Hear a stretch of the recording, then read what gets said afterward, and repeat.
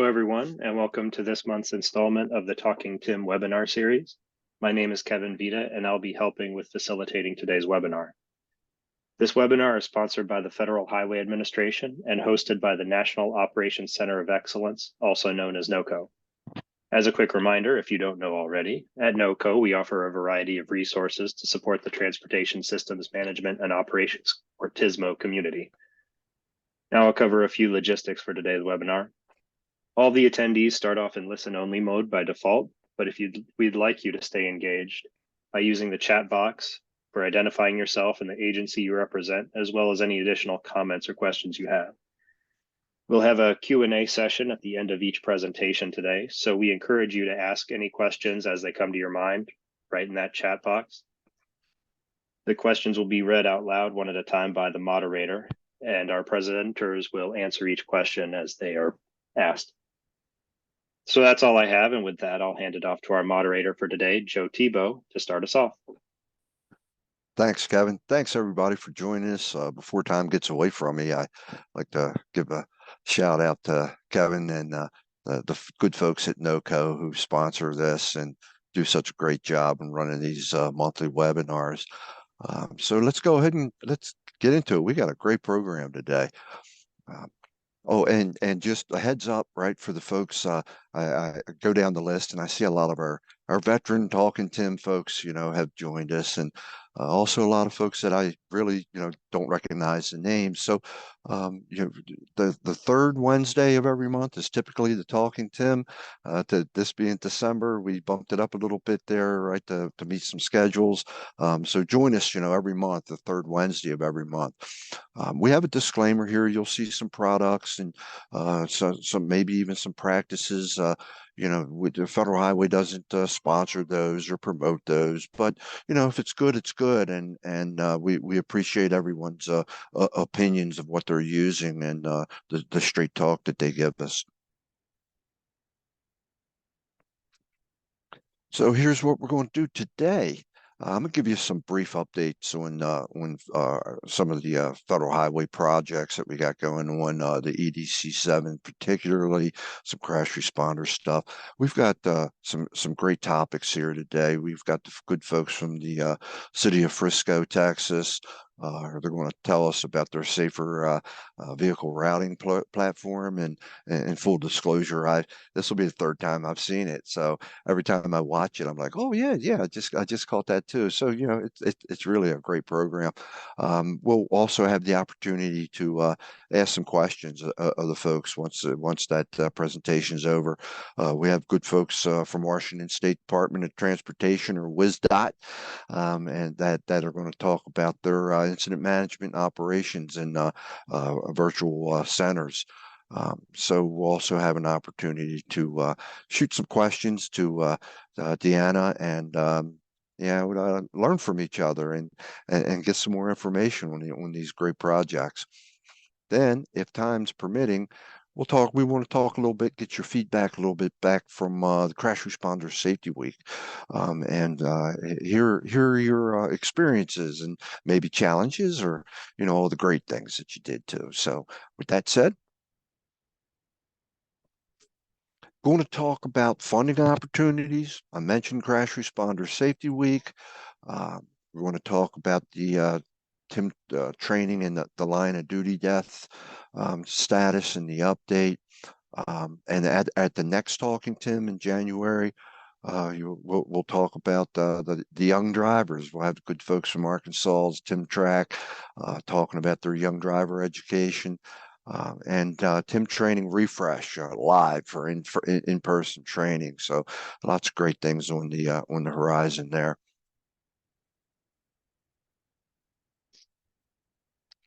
So the updates for EDC-7, every day counts, round 7.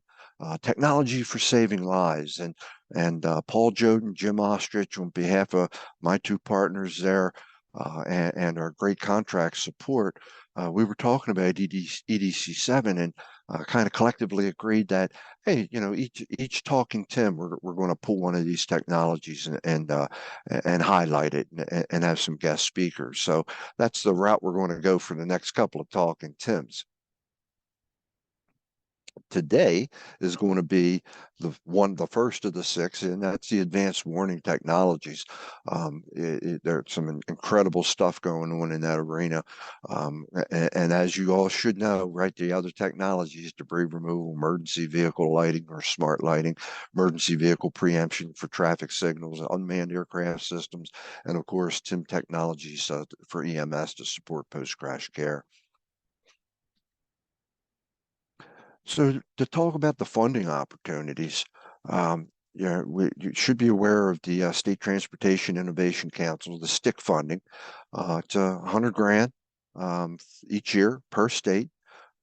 Requires the 20% non-federal match, and that's $100 grand per state. There's quite a few projects. Toss their hat in the ring and make a bid for the money. It's relatively simple application, 1.5, 2-page application or so, and yeah, you can use that money for your traffic incident management projects. Many of them. We have a long list of those projects that others have taken advantage of. And October 1st is the open date for the 23-24 funds.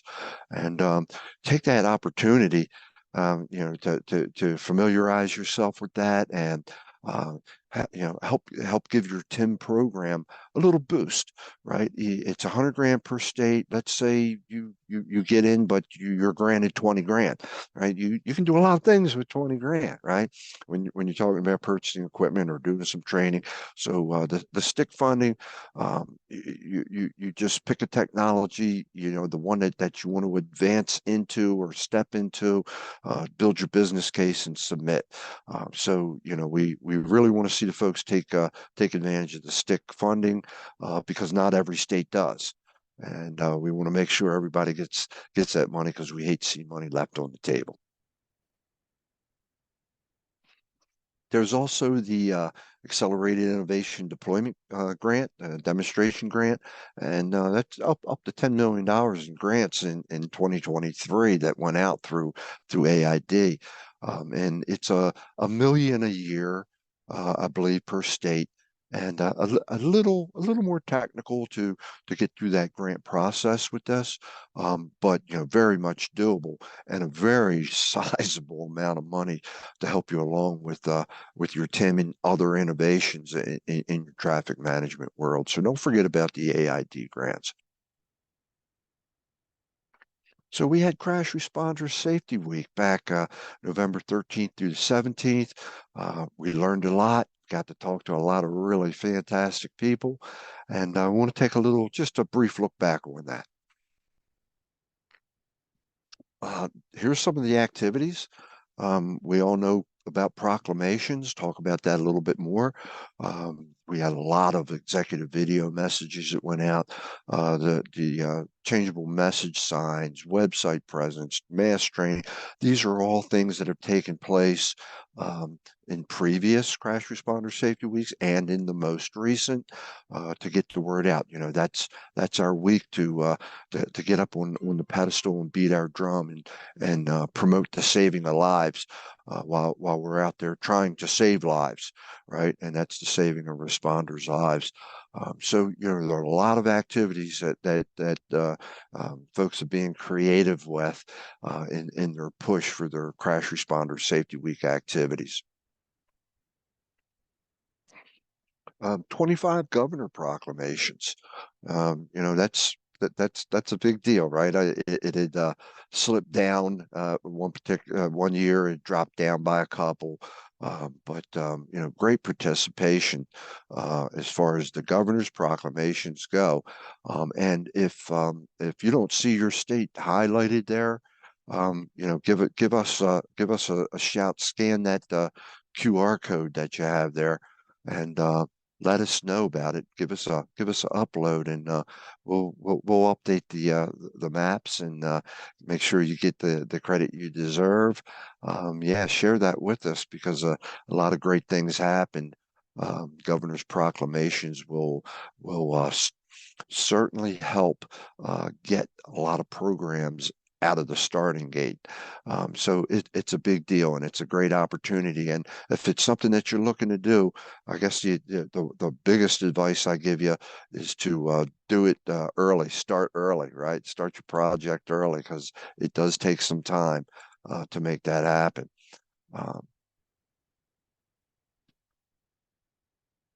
I just lost everything, Kevin. I'm not sure if you can still hear me. Yes, we can hear you, Joe. Okay, I have no PowerPoint whatsoever.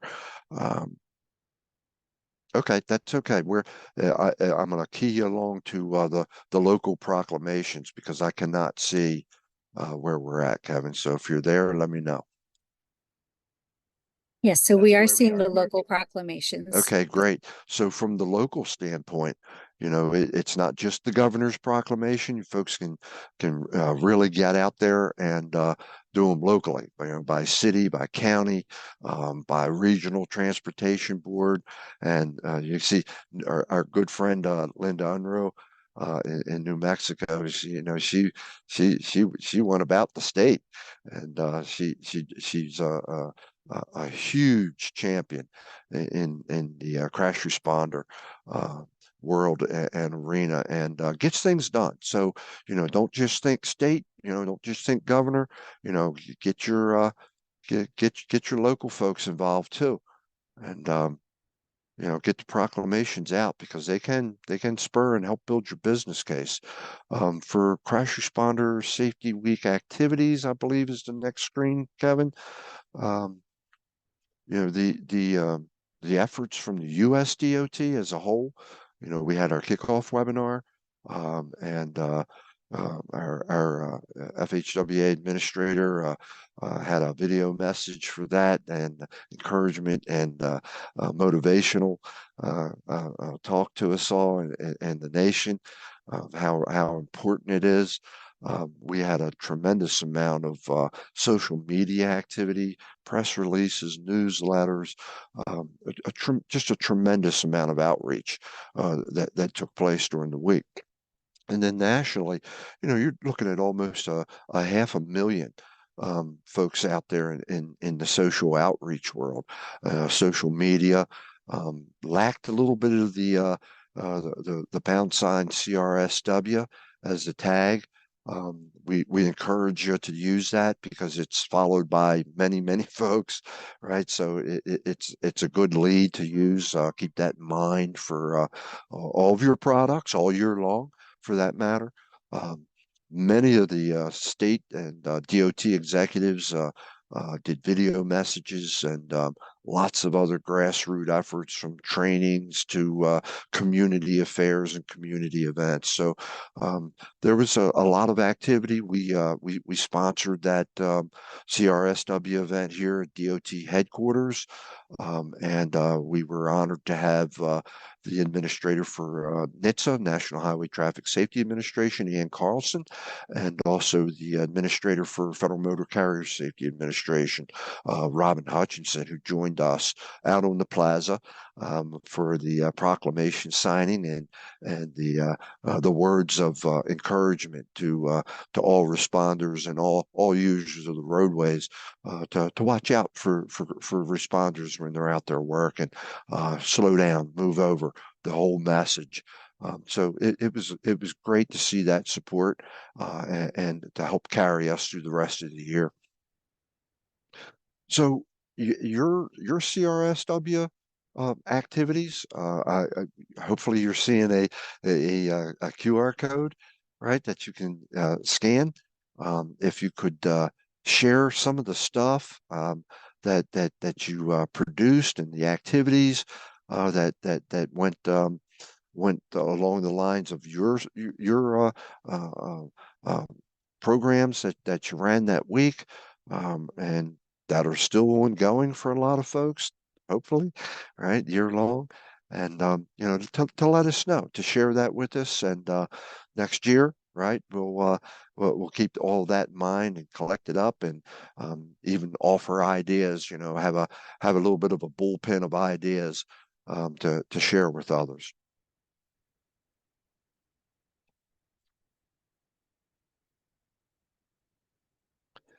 Crash fatality is, I believe we're there.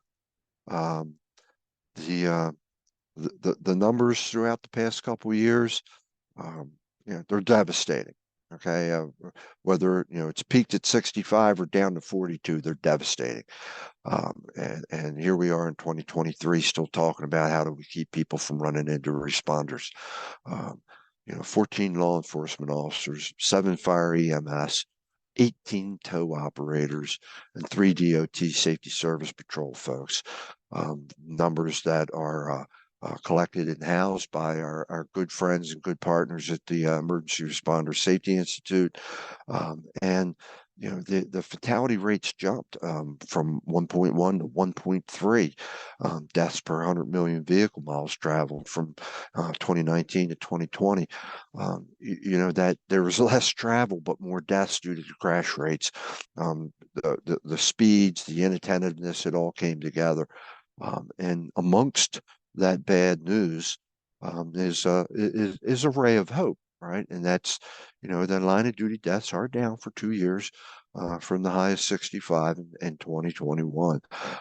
But it's calls for optimism and hope, and for us to keep beating our drum and keep doing the right things out there. Our TIM responder training program, we're getting real close to that 700,000 responders trained mark. Hopefully in the next couple of months, we should be able to hit that mark. And you can see the number of train to trainer sessions that we've had, and so that's our force multiplier out there, getting her done for us. And in-person training, web-based training, 684,000 responders trained, with a goal of about 1.3, 1.4 million is our ultimate goal. And we're working at it. Thanks to you all. Thanks for all the assistance that you give us, and those that are able to stand up and say, yes, I'd like to be an instructor and carry that torch forward. Traffic incident management saves lives every single day.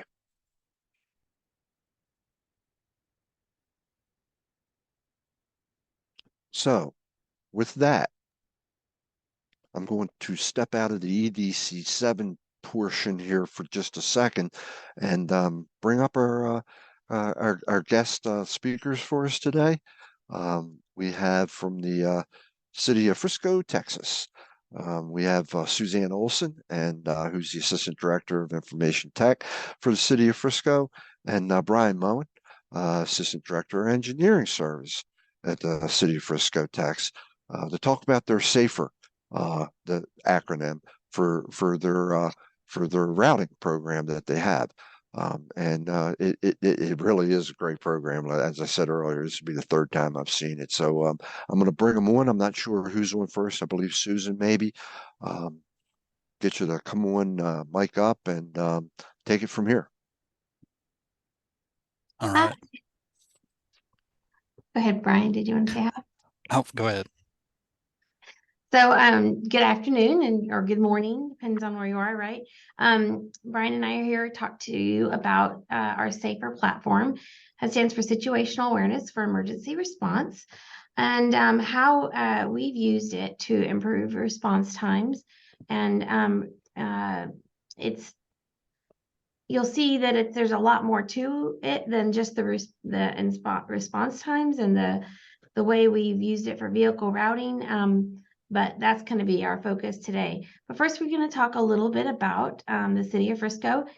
Frisco is a suburb of the DFW Dallas-Fort Worth area.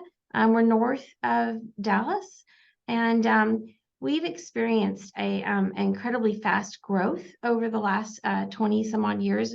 Brian and I have been with the city, I think both of us, for almost 23 years each. And so we've experienced this growth over the last, since around 2000, where we had about 34,000 people in population, and now we're over 230,000. So we've had a population growth of over 200,000. That's a lot to manage from the transportation perspective, from the development perspective. And, you know, our leadership early on realized we need a GIS, a strong foundation to help us manage that growth. And so with that initial GIS investment, and we started to build partnerships, and those partnerships with police, fire, public works, engineering, and all of our various departments really helped us with the development of this platform.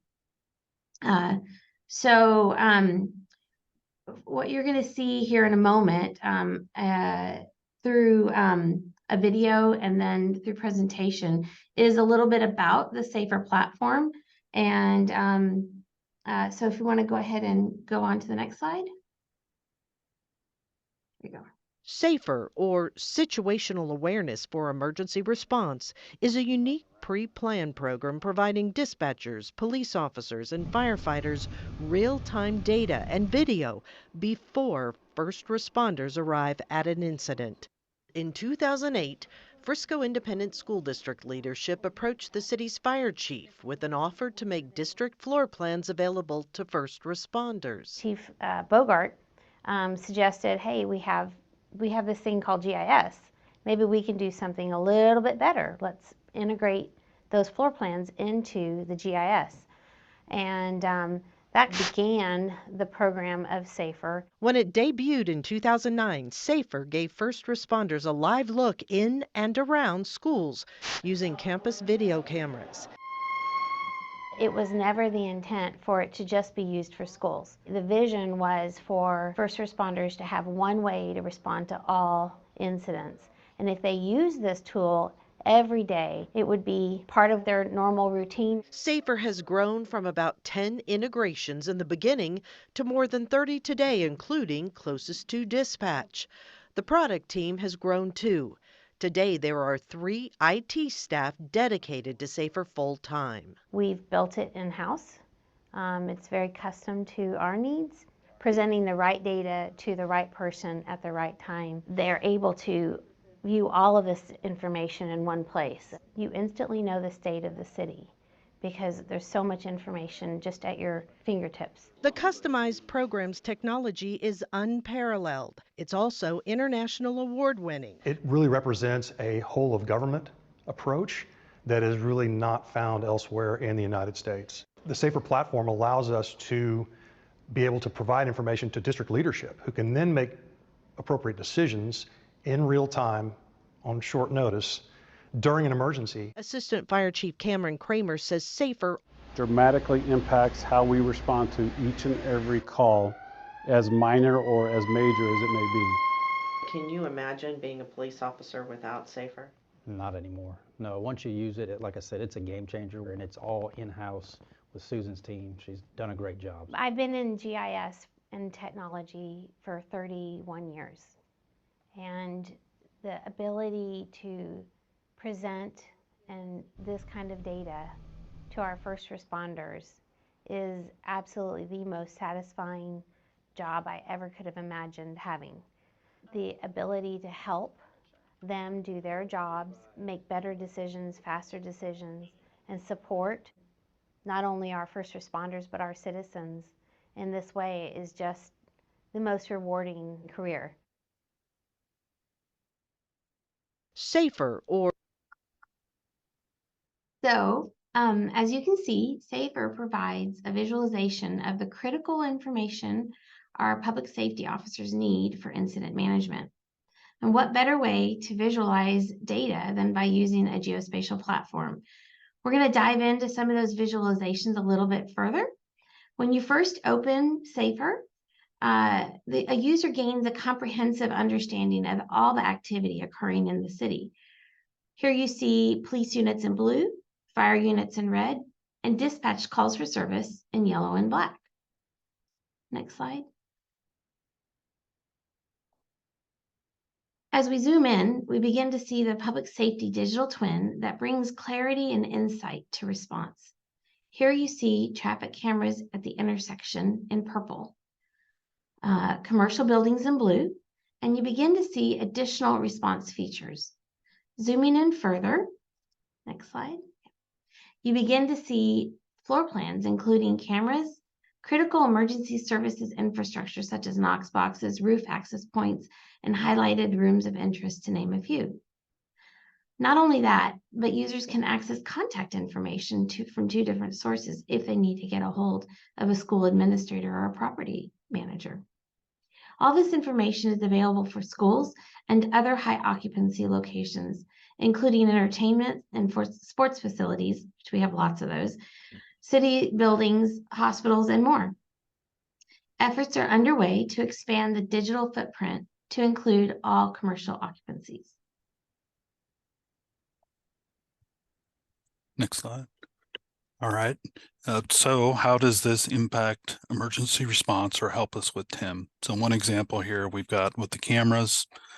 We have access to the city traffic cameras, school security cameras, and things across city facilities. All total, it's about 4,000 to 5,000 cameras. And our first responders can use those in impact response time by gaining information in advance. Here's just an example. This happens to be a school camera.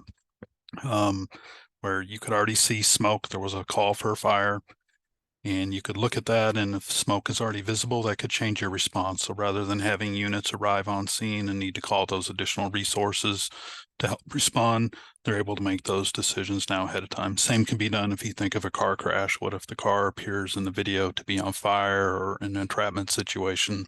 Same thing, because it can change our response. Next slide. Another aspect is taking, for those of us who work in this world, a lot of times, where is the incident? Where has it occurred? Maybe you don't have a camera that can put eyes on it. But with cell phones and the technology and things nowadays to know where the calls are coming in, Safer's able to visualize where all these calls are coming in. Here in this example, we've got a motor vehicle crash that involves a motorcycle, and it was along one of the 2 freeways that run through the city of Frisco. That can help the dispatchers zero in if the caller or multiple callers aren't exactly sure, able to describe where the crash is at. And that also can impact incident response. Next slide. Here's Safer kind of in action over on the left-hand side. This is what, I guess what we didn't really necessarily make sure we mentioned earlier was the software platform runs not only in our operations center for dispatches, but on the mobile data computers that are inside each responding unit, whether it's police or fire. So they're able to see on that interface, you've got the CAD call notes as they've come in, so they're getting that information. You're seeing the AVL information in action as the responders are moving across the screen there.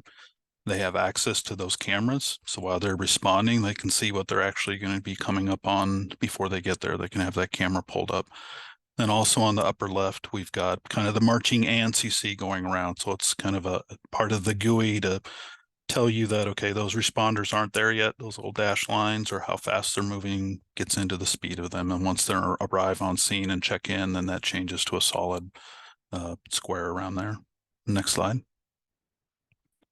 So those are just a few of the things that can impact emergency response or traffic incident management. And I'm going to talk about a few of these others here. So how we use crowdsourced data.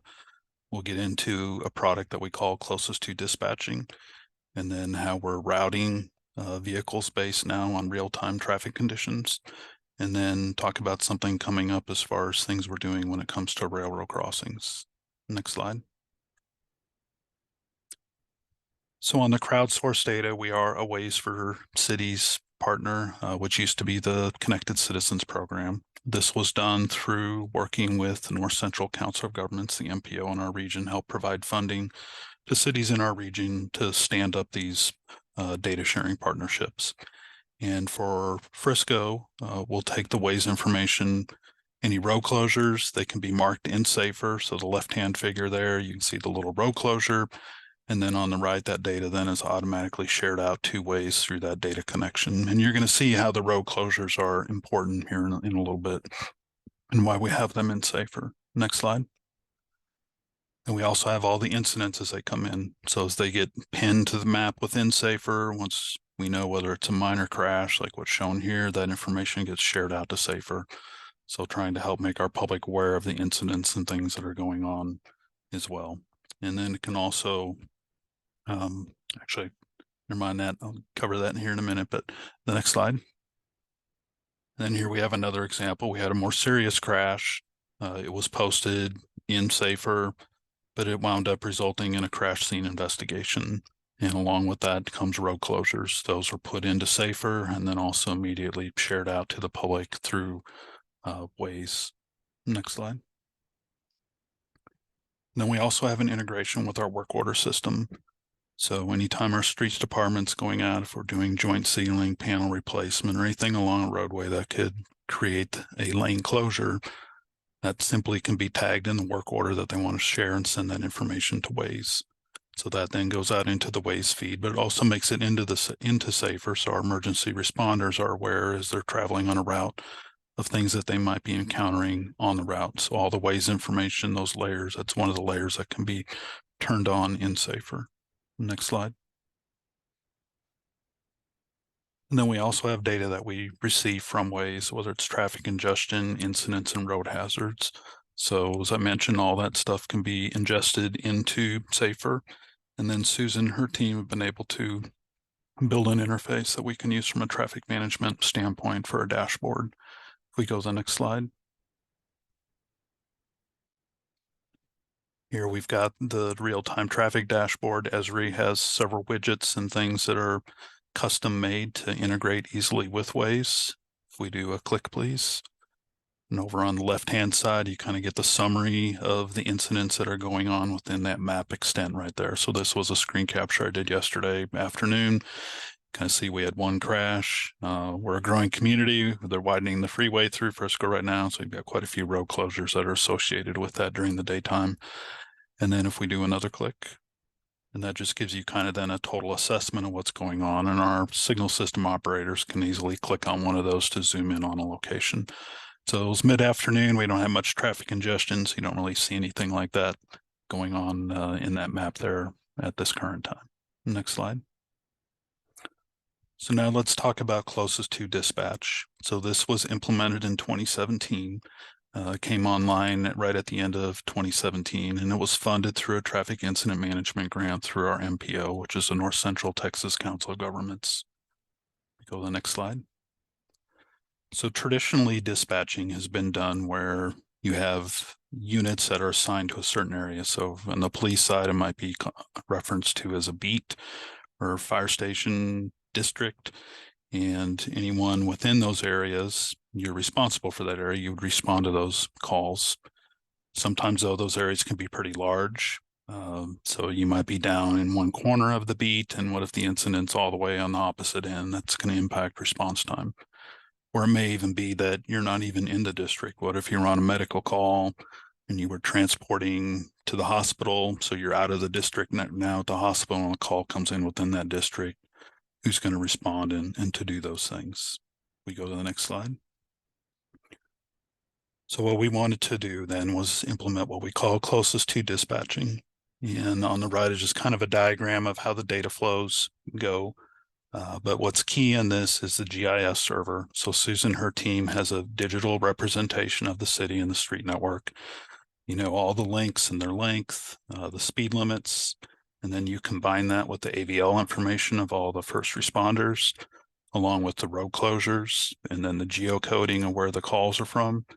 That information is then shared with the CAD server. So the CAD system, which gets a network update from the GIS server each day, adds on these things that happen dynamically. And from that standpoint, then it's going to indicate time and distance calculations for each type of unit that is available that's not already assigned to another call. And that's a system that we've been using since 2017. One of the things, though, it does not account for real-time traffic conditions. Everything is based on the actual speed limit or ideal condition. Go to the next slide. And one click, please. And so this is an example of what the dispatcher sees come up on their screen. So for a particular call type, you know that you might need an engine or a medic, or do I need a battalion chief or the special ops vehicle? But on the left-hand column, it gives you all the response times based on their positioning. If you go to the next slide, or I'm sorry, yep, there you go. Those are the actual unit IDs. And then another click, please. And then we've got the districts that they're in. So you can kind of see there, we've got 3 different, a lot of times the battalion chief, yeah, they may be assigned to multiple districts. But even just that first call, if you needed the truck 6, engine 4, and a battalion chief, they're coming from 3 different areas of the city, but they all have about the same time estimate. But the dispatcher is able to use that to then select who's going to be responding to the incident. Next slide. So the results, as I mentioned, we implemented this in 2017. It's used on all of our priority 1 call types. So when we think of, so it's not just traffic crashes, but predominantly if we think of traffic incident management, crashes that involve an injury, fire, pedestrian, bicyclist, motorcycle, or maybe an entrapment situation. And it did run about the last month and a half of 2017, but you can see for priority 1 calls, our average response time was 7.5 minutes. And after the first year of CTD running, we reduced it to 6 minutes and 28 seconds. And there weren't any new fire stations built that year in Frisco or additional units that were added. That was purely just really based on that the call level had grown as well. We had more calls. I forget the actual number, but the calls went up, the following year with our growth and whatnot, but to be able to save 62 seconds in that response time is pretty significant. Next slide.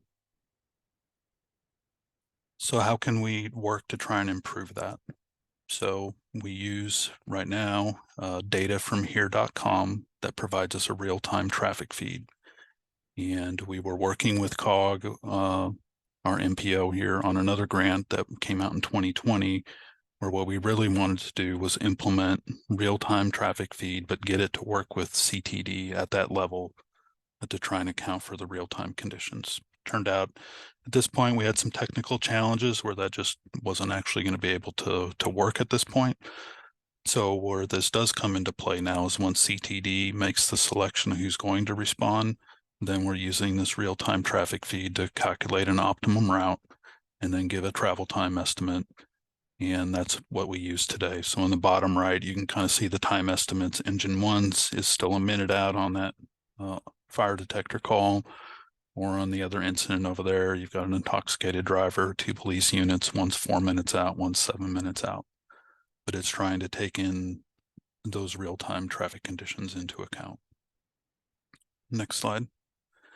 And this is an example then. So within the vehicle, once they're dispatched and assigned a call, it's got the routing that they can then see. So here we've got a police responding to a minor crash, so it's not injury related. Giving them driving directions. So almost kind of imagine, if each first responder used Waze in their thing, punched everything in, and it gives you the routes and choices. This is all happening behind the scenes, trying to take into account real-time traffic information. Next slide. So what's next? The next thing we're working on within that same grant through COG is we're proposing to use a product called TrainFo to try and detect when railroad crossings are blocked. We've got 4 grade crossings in Frisco. A lot of our crossings are actually grade separated, but we still have a few actual grade crossings. And if we think back to CTD, it can take into account road closures. So what we're proposing to do is using the information from TrainFo. They've got systems that can detect when a crossing is blocked or it's active. Taking that information through an API, ingesting it into Safer, where we can then make the actual blockage work as a road closure. So the crossing is blocked. If a call would come in, CTD is trying to do its work. You've got the crossing then is blocked. It's going to either choose different units on how they're going to respond. And then once it's open, then that blockage then would disappear. But that's the premise of what we're working on to try and do. And then you can also still our real-time routing. Obviously, when it is blocked, you would see a backup. But just an example there, you can see in the CAD call notes, you've had a medic that was on a call for a medical emergency. They were stopped by the train. They called into dispatch at 1:06, and then 3 minutes later, they were back en route because the crossing had cleared. Next slide. So just last example, just kind of showing a little bit of what else Safer is capable of when you kind of combine everything together. In this example, we've got we had a contractor out at an intersection that was doing a bore and hit an underground gas line. That gas not only then leaked out into the air, so the red circle kind of indicates like a plume, given what was coming out into the air, but a lot of the gas was actually going into our stormwater system. So as Susan mentioned earlier, a digital twin, all of our infrastructure is digitized and a part of this in the GIS system. So we had the layers where we could turn on the storm sewer system. You could see where everything was going and make decisions. Okay, where's this gas going? And then who do we need to evacuate? Within Safer then, we're able to draw that polygon. So you've got that geofenced area that triggered code red, which did the reverse 911 call then to everyone who lives in that geofenced area, letting them know that they needed to evacuate. If you also see in Safer, there's some of the yellow hatching on some of the roadways. Those were road closures that we had to put in place.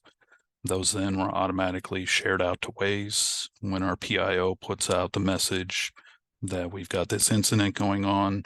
One of the things we encourage our users to do, we try and tell them what's closed, but then also, hey, go to ways. We're keeping everything current in there on the status and what's closed and everything of that nature. And then you can see from the video feed, this was the mid-block intersection where you can see the traffic lined up as it was exiting the neighborhood during the evacuation time. So really kind of, a combination of a lot of things put together. Next slide. And Susan mentioned this earlier, and you saw it in the video partnerships.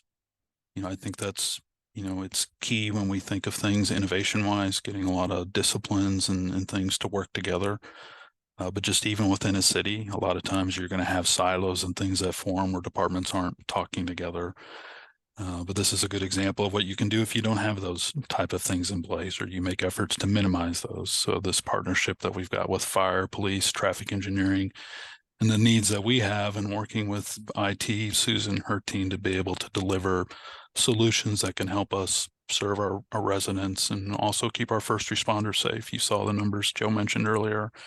If you can reduce time and response and minimize the time that you need to be out in the roadway, that helps improve their safety and is one of the key reasons for all this work that's happening. And then also our partnership with the ISD. Next slide. And with that, we'd be happy to answer any questions. Thank you.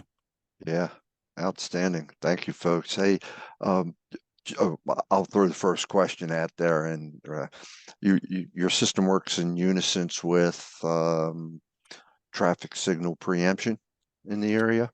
If I'm right, we have an infrared system right now, but we've been looking at if we go to a GPS-based system. We have all the AVL information there already, but that might probably a next step that we'll be taking. Outstanding. Okay, so I do have a question for Brian or Susan. The question is, in a time of high staff turnover in many places, how often or what system do you have for keeping the contact details up to date, the contract, I believe, details up to date?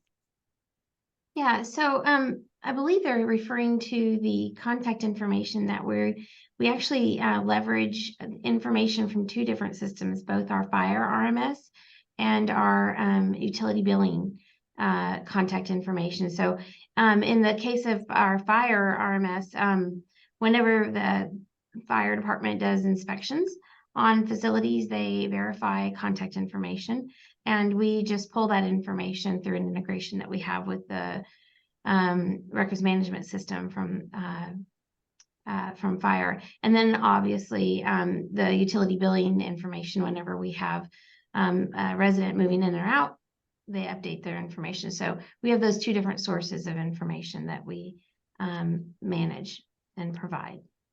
Very good. So another question here is, are your towers from towing and recovery, are they involved?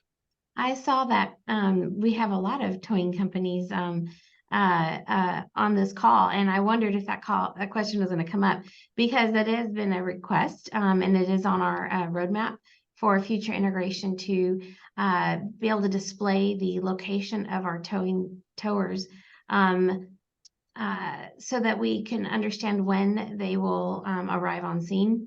At this time, we don't provide information back to them as far as some sort of mutual aid or common operating picture with the towing companies.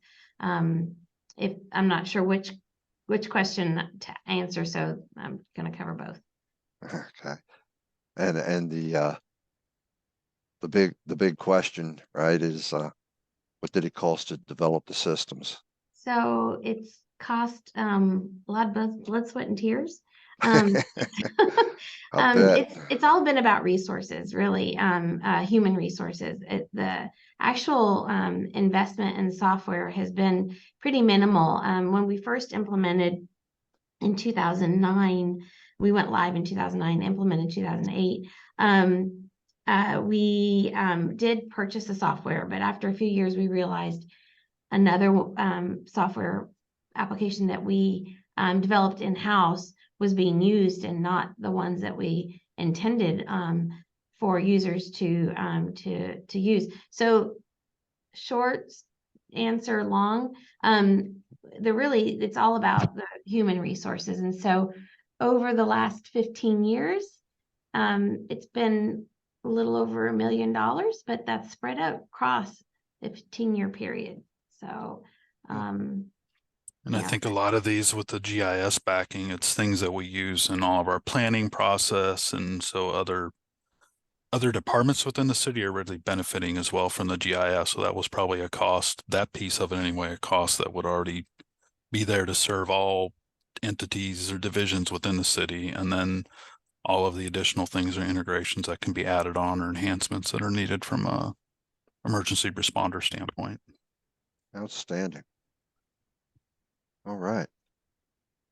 Well, thanks, Susan, Brian. Thank you so much. Great presentation. I every time, like I say, third time, and every time I find myself going, oh, I didn't see that last time, and it's great stuff. And, having been a responder for over 40 years, man, I wish that stuff had been in my cab when I was running around the town. It's really great stuff. So technology, yeah, good deal. Until your computer screen goes blank in the middle of a presentation, technology is great. But I'm back now. So thank you, folks. Hey, hang around if you can, and maybe keep an eye on the chat, and a couple of stray questions may pop up for you. But thanks again. So at this point, going to switch over to Miss Deanna Brewer from Washington State Department of Transportation, WSDOT. She's going to talk to us about their virtual coordination center that they have up and running, and I'll pass it on over to Deanna. Great, thank you. Well, good afternoon, actually, for most, and good morning for a lot of us. I'm still in the morning. So a little bit, I've been with the agency for 35 years. And so my background is in traffic safety and highway safety and crash analysis. So taking on the opportunity to do more of incident management, congestion management was something that I was very interested in. And so I started this endeavor back in just recently, so May of this year, and then July 1, our office, I work for the Washington State Department of Transportation. Our Transportation Operations Division received funding. And so we actually have a fully funded program to support the Virtual Coordination Center. Next slide, please. Oh, next slide, please. So, so this is kind of the beginning. This is where it all got started. So critical routes were closed for 8 hours. We had an oil tanker that rolled over on our Interstate 5 in the Seattle area. And if you're all familiar with Washington State, everybody thinks Seattle's the capital. It's not, but it sure looks like it should be. So very big city and lots of traffic. And so ironically, where this tanker rolled over, it was just exactly located under our I-90 overpass. So we had 2 major interstates shut down for 8 hours. And so you can see in the slide the photo on the right there, that was our live feed of traffic. So the Seattle corridor and all of their city streets, it was just complete gridlock, and there was no way around it. It was pretty congested. Next slide, please.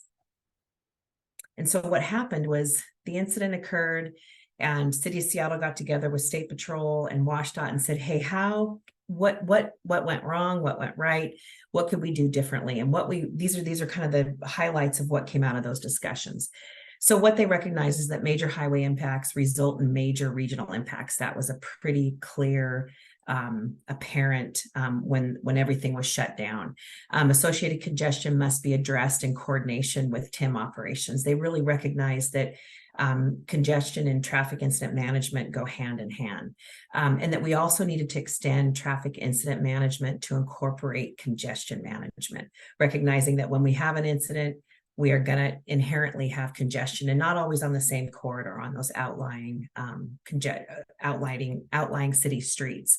So we recognize that it's not just state highways. We are a transportation agency, but we are in partnership with our law enforcement, our fire, our city, and our transportation professionals that do the highway maintenance and incident response.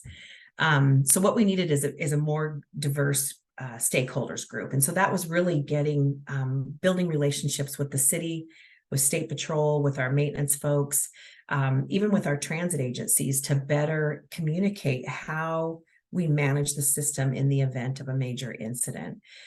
With that, we were going to need increased data feeds. We also needed to include interconnected arterials and alternate modes of transportation. So that's where that transit comes in, and giving them priority so that more riders take the bus and use the system. So then we created, so out of all these discussions, the Virtual Coordination Center was kind of the idea. And so what we felt we wanted for the system was we wanted it to be able to shorten the duration and impacts of roadway incidents. We wanted it to improve safety. We all know that secondary crashes occur when we have major incidences. We wanted to enhance our coordination efforts, be better at communicating with our partners, and have those relationships long before the incident occurs. We wanted to promote efficient communication with data sharing and a collaborative decision-making approach to incidents. Next slide, please. So the VCC is short for the Virtual Coordination Center. It started as a pilot project and is now promoted and grown into a WSDOT program. The VCC has a steering committee, and so under the pilot program, we had to have a steering committee to make sure that we were addressing all of our partner needs. And so as we move forward, we will probably evolve that into a more robust committee that's probably not as big, but still very robust. Currently, the VCC is geographically only located within our greater Seattle area. And so we have a list of partners there: the Washington State DOT, City of Seattle, which includes fire, police, their DOT, and as well as their IT, the Washington State Patrol, King County Metro, and Sound Transit. Sound Transit does not have a CAD feed, so we don't have their information, but they are welcome to use the VCC, and they can change and adjust their schedules based on incidents that are occurring and are being populated in the VCC. Interlocal agreements and data sharing agreements, we'll talk a little bit more about them later on in my presentation, but we had to enter into both of those agreements to make sure that the members of the VCC understood their roles, responsibilities, and the requirement to provide us with their CAD feeds. King County, we had a legislative proviso that requires WSDOT to expand the VCC within King County. And so we're working with our members right now to identify what those additional participating members can be. And we're really looking right now at the bordering cities of City of Seattle. So we're looking at Renton, Bellevue, if you're familiar with the Seattle area. And for the most part, the VCC partnerships sustain the VCC. If we don't have the partnerships and the collaboration and the relationships that we have with our partners and our members of the VCC would be obsolete. So next slide, please. So what is the VCC? So the Virtual Coordination Center is a web-based system that pulls real-time data from public agencies, their CAD feeds, responsible for transportation and incident management information, and is shared on a common dashboard. The photo there to the far right, that is that common dashboard that shows real-time traffic, and those identifiers are where there's incidents. It provides shared situational awareness. It's a centralized location where those CAD feeds are fed into. It allows for coordinated response efforts. It provides collaboration to support decision-making. So each responding agency, or even if you're not responding, something that's happening on our Interstate 5, which is WashDOT's responsibility, may be influencing the City of Seattle. So City of Seattle could deploy signal timing. They could even put law enforcement at certain locations where they're having congestion issues. It's an efficient use of resource allocation, so we're not duplicating efforts. It provides incident communication. It's a shared real-time key messaging, and we'll get to that on the next slide. And then it's a unified message to the public. It has the ability to set what we are going to say, and our public information officers provide that and send that message out. So that message is uniform across the board. Next slide, please. So this is, I was going to provide a live feed of the VCC, but it's really, I liken it to like a sleeping dog. It's very quiet until an incident happens. And so screenshots provide a little better information. So you can see the 1, 2, 3, and 1 is that map view. So as a user of the VCC, you know, you're kind of constantly looking at the map. And so you can tell and you can see it provides real-time data. So it's showing you where congestion happens. Unfortunately, the I-5 corridor through Seattle is typically congested, so you can't always go off the congestion part of it. But you can quickly understand, especially if an incident model is created, if there's something that's going to be elevated, or the system is assuming that it's going to be elevated, or one of our traffic management center operators can identify and say, oh, you know, that's blocking 2 lanes. We're going to create an incident model. The number 2 is our integrated CAD feed. So we get all CAD feeds, and we have limited them to, so they're not necessarily all, like your domestic violence isn't going to be in here, especially from the City of Seattle's CAD feeds, but homeless people that are passed out in the roadway, those are included in here. And part of that is for that congestion management, that street management, and or if it's near the interstate, is there something WashDOT can do to maybe block a ramp or do something like that to help mitigate what's happening on the Seattle side. And then number 3 is the incident model. And I think of that as like this conference room where all the members of the VCC come to. And so by chance, if let's say this incident is a vehicle rollover, the system will automatically generate an incident model because they recognize the severity of a vehicle rollover is going to require emergency fire, law enforcement, as well as WashDOT to probably manage traffic. And so it provides this ability to see who's responding to what agency is responding to what. Next slide, please. So then there's this collaboration and planning process of it. So we have an incident from the CAD feed. We now have this incident model. The members of the VCC get notified that an incident model has been created by an email through ReadyOp. And so the members of the VCC will get notification that, oh, hey, look, there's an incident model that's been created. The title of the email gives an approximate location. So for me, if it's Interstate 5, I look at that. If it's a city street, I don't necessarily look at those. Sometimes I do because I like to see what's happening.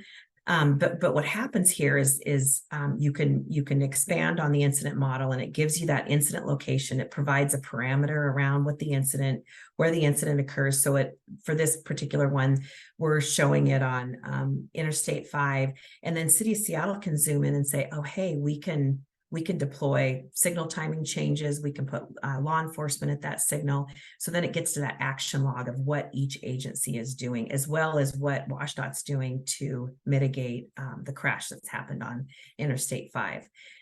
Next slide, please.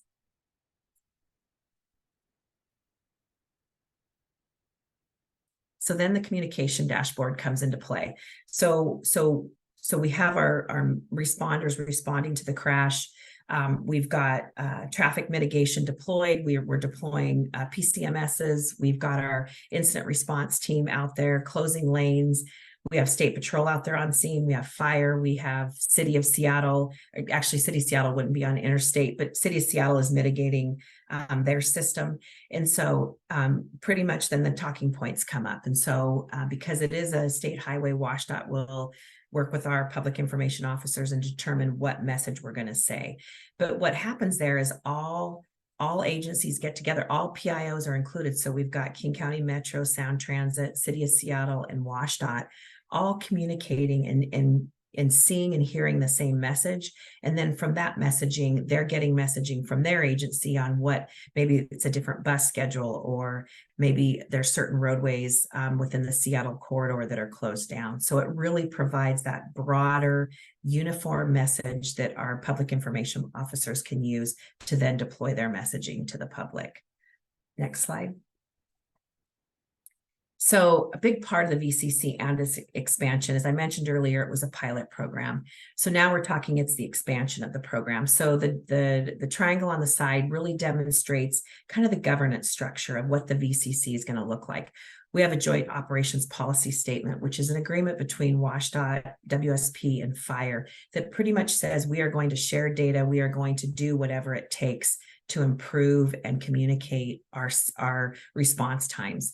And so that's the foundation. And then we have our joint operations groups. And so those will be established regionally. Those joint operations groups will be a conglomeration of city, law enforcement, fire, WashDOT. And those groups are going to form the joint operations groups, which then they will invite partners to the joint operations groups. And then they will be provided the opportunity to join the VCC. And so when we talked about the data sharing agreement, that's where we're kind of in this transition place of it'll be more of a participation agreement. So then ultimately we just applied for a GIS pre-planned detour. And so hopefully we get the grant. We applied for it in August, and we will also be able to use that pre-planned detour system, especially in the event of, say, a volcano blows or something like that. And we can use both systems hand in hand. The pre-planned detour system will not be a component of the VCC, but it will definitely be complementary of the VCC. And then the chart on the right is really about when we talk about the expansion. I'm not sure if you're all familiar with the different cities that we have in Washington State, but we have the Seattle area, which is what we're currently working at. We have our JBLM, our I-5 JBLM job, which we've already got that joint operations group established. And so that will be one of our next joint operations groups that when we start talking about expanding the VCC. We have our Tacoma jog, Vancouver jog, our Mountain Pass jog. We have multiple mountain passes when one shuts down. To have that across the board communication would be tremendous. We have our Spokane jog, where we have a lot of fires in our Spokane area, and they are really excited about having the VCC to have that cross communication so they know what their partners are doing. And then we have the Tri-Cities jog. Next slide, please. So what's next for the VCC? We are in the process of hiring support staff for the VCC. We have about 5 positions that we're going to fill. We will continue with the ongoing support of the VCC with our current members. WashDOT has now completely taken over all the transitional documents, the contracts with our vendors that we have that have helped us with the VCC. And then we will provide training also to our new staff for the VCC. We're going to develop that governance structure. We have to develop some data sharing agreement, and we're not quite sure what that's going to look like. It'll probably be more of a participation agreement. The first step is to expand within King County area and then statewide. And then ultimately expand the usage of the VCC. You know, initially we thought about it as all first responders and these local agencies. And I presented this in Spokane at our JOPS meeting, and ferries, we have ferries that was also in Washington State. They were like, wow, we should be part of this. And so it's expanding the usage of the VCC. Even if they don't have a CAD feed, it's still providing them the participation so they have that real-time awareness, and they can also notify us when things are happening on their end. And Ferries is actually looking at creating a CAD feed so that we have that cross communication. And then construction and event management. Secretary Millar wants us to work on how to manage construction through the VCC and or when major events occur, and how do we deploy traffic management systems unilaterally so that we're all benefiting from that cross communication and collaboration. Next slide, please. So in summary, just to kind of, I know I talk really fast and I've probably said a lot of stuff, but in summary, it's an efficient incident and congestion management tool. It really is, and it provides that enhanced situational awareness that we've really lacked in the past, and especially with our communication and working with our partners. It's that interagency collaboration and coordination. I think we've not always hit the mark on that. So it's building those relationships and understanding what our partners do, even within our traffic management centers and our dispatch centers, because everyone appears to do it differently. So it's good to know how all of those functions are working. It's scalable and adaptable. As I mentioned, it doesn't have to be just a entity that has a CAD feed. You don't have to have a CAD feed to participate. Our ferries doesn't, and we will include them. So we are expandable. We provide training and support. It's all in-house. We are expanding the VCC. As I mentioned on I think the first or the second slide, our participation is paramount. And it's that relationship building that just encourages that participation and to be part of the solution to improve this congestion and traffic incident management. And then ultimately, it is preparedness. Right now, it's a sleeping dog. We don't have major incidents right now, similar to the tanker rollover, but we've had a fish. I think it was a truck full of fish that rolled over on a ramp. So we have some incidents that are happening that are building to this greater collaboration effort. And right now, it provides that real-time information on what is happening on our system. Next slide, please. And that's it. Any questions? Great job, Deanna. Thanks. Hey, I have a question. Has it expanded to any of your surrounding jurisdictions? Any mutual aid companies taking part in this? Not yet. We do have a company called NORCoE that is a CAD they have agreements, I think, with 24 different local agencies. And so we are working with them to try to get them on board with the VCC so that they have that real-time information. But other than that, we haven't expanded much more than that. Good. Outstanding. I'm not seeing anything additional for you folks.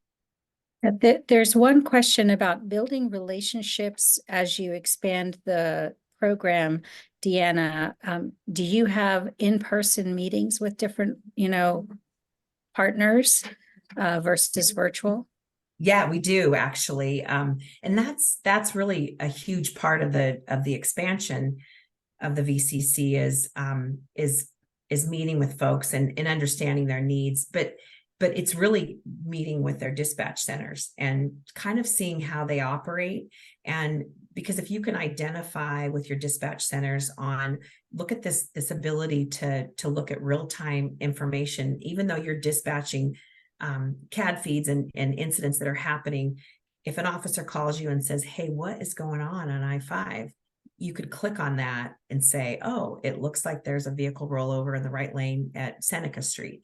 So you can give that real time instead of looking at our traffic map or anything else. It provides that real time incident management opportunity. But part of my job is building those relationships with our CAD operators and the agency CAD operators to really understand what their needs are and how they would use the system, because then you can take that and then build on those relationships, especially with law enforcement. I will mention our Washington State Patrol.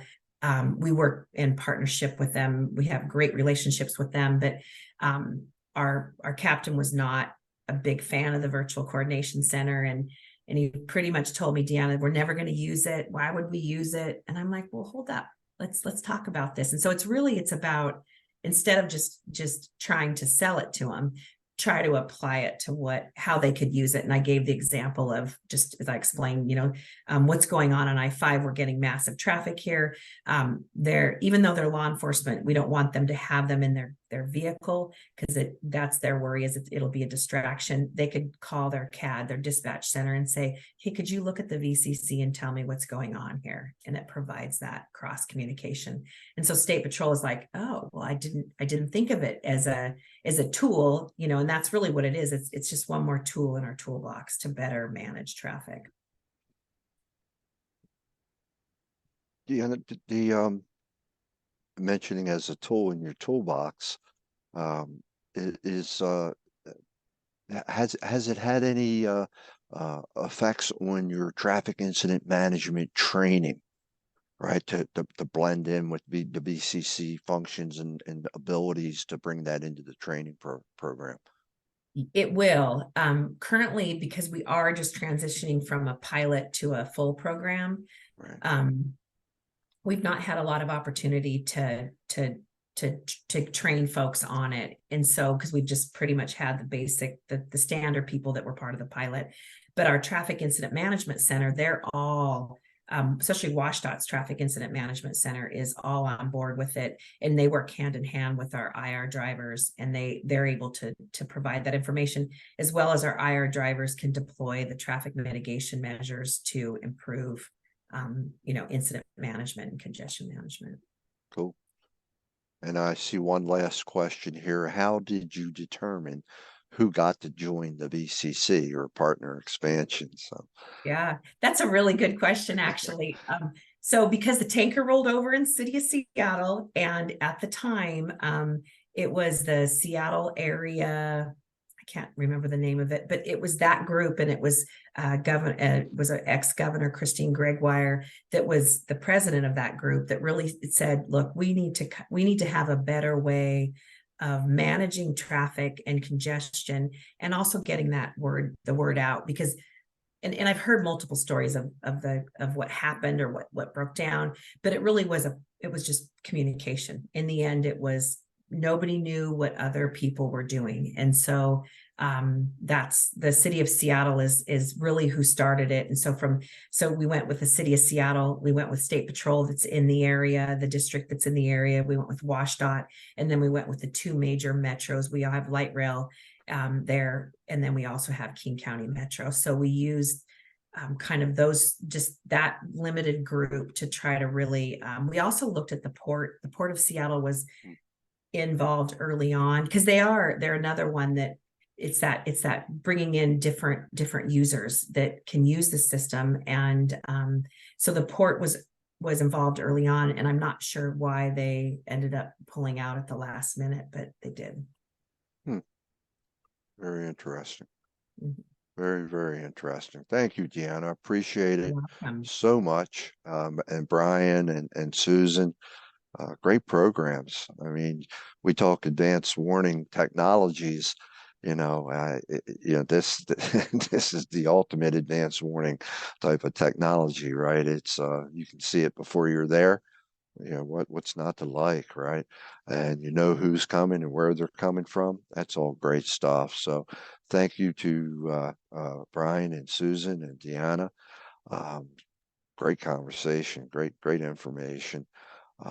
So with that, having a few minutes left here, kind of shift gears, if you would, and hear your perspectives on your Crash Responder Safety Week activities.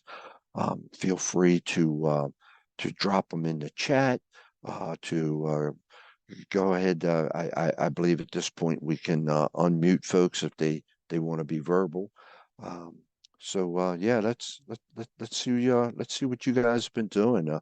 Anything that you want to promote, or time to toot your horn and beat your drum, and let everyone else know how active, how successful you were. We'd love to hear from you. feel free to raise your hand in the raise hand button, and Kevin can unmute you.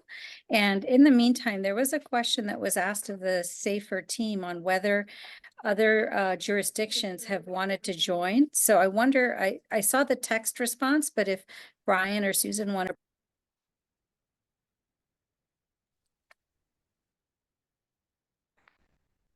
Yeah, so we have had a number of entities come to us and to learn about the system and asked, is it possible we can get it too? It's one of the standard questions we get. And at this time, we have not made it in such a way that we can share it with others. However, it is on our roadmap to start providing it for mutual aid and to share with other agencies.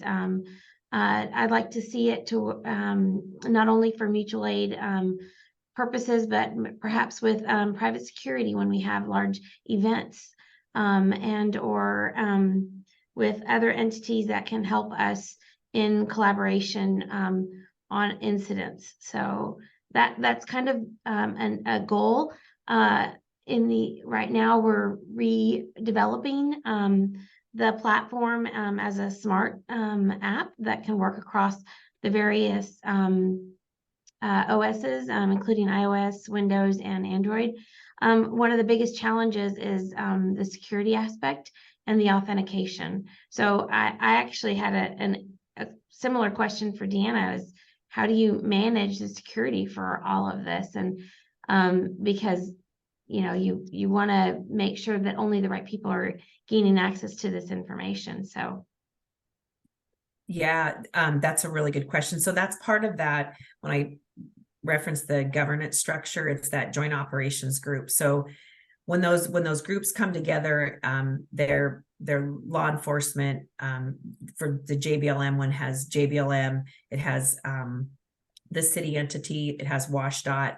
And so when you're in that environment, you're all working on the same goal of congestion management and incident response, and they want it, and they're introduced to the virtual coordination center and its attributes and its values. That's when they'll want to participate. And right now we have that data sharing agreement with them all now, with the current members in Seattle. But as we expand, and you're also talking cross-regional responsibility boundaries. And so it's really a mix of different users, and we want to be able to share that, because a lot of times an incident that's happening in Tacoma or an incident that's happening in Seattle may influence traffic in Tacoma. So having that cross-regional information is really important.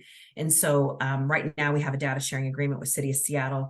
But as we move forward, I think we're looking more at a participation agreement, and the CAD feed information is very limited to location, what the incident is, a brief description, but no identifiers, no names, no vehicle information, not even make, color, or plate. So the information is pretty vague, but it still is information. And I know they worry about people hacking in through this type of information sharing. So, but right now that's kind of where we're looking at from a data sharing perspective, is more of a user agreement, which still will have those data sharing questions.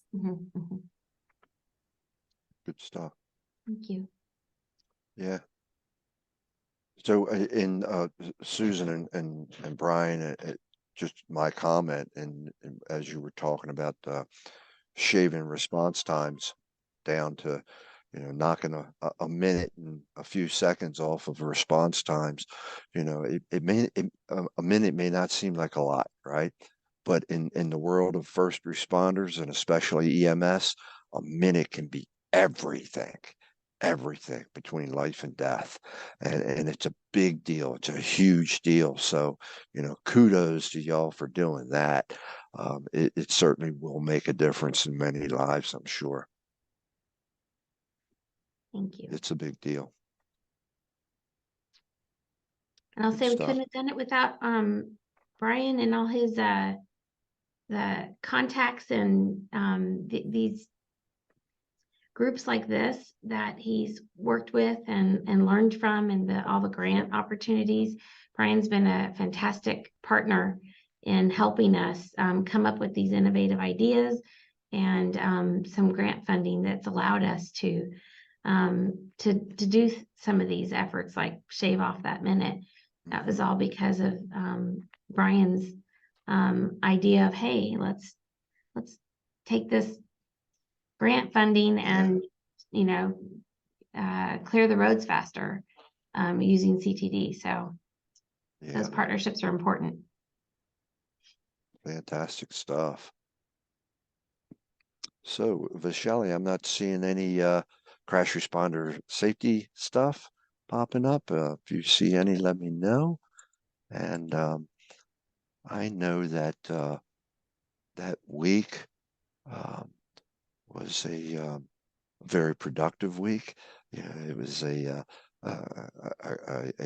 week that the nation came together. The nation's responders came together to promote the safety of the workers while working a roadway incident. Not even necessarily a crash, but an incident. It puts feet in the street. When feet are in the street, we know the risk is high. So, yeah, everything that y'all did, and probably starting on next year's already, Responder Safety Week, is greatly appreciated and very much needed. As you saw the numbers earlier, our responders continue to lose their lives on the roadways while trying to help others. The untold story, the story yet to be told, is the dozens, if not more, of serious injuries, career-ending, life-changing injuries that occur out there, and not to even mention the millions of dollars of equipment damage where no human being is struck, but a critical piece of apparatus is destroyed. So traffic incident management means so much more. Hey, Joe, I just wanted to say, I think this has been a great webinar, and I understand, my guess is that CRSW perspectives have been shared throughout, so perhaps no more feedback on that front. So we do try to close the webinar, typically 5 minutes, give you a little bit of time back. And so if there are any other questions, please put them in the webinar chat. And if not, then you have the distinct honor of the final webinar of 2023 and closing it. So I'll pass it over to you, Joe. Oh, outstanding. Thanks for giving me the hook, Vishali. I can always count on you. Yeah, well, it is. It's the final Talking Tim of the year. And thanks for joining us throughout the year. Look forward to seeing you next year. I always refer to December as the D month, right? It's the month full of holidays, but it's also a month full of D drivers. So keep your head on a swivel and do the right thing. Happy holidays, everybody. Enjoy the rest of the day and the season. Thanks for joining us. See you next month. Thank you.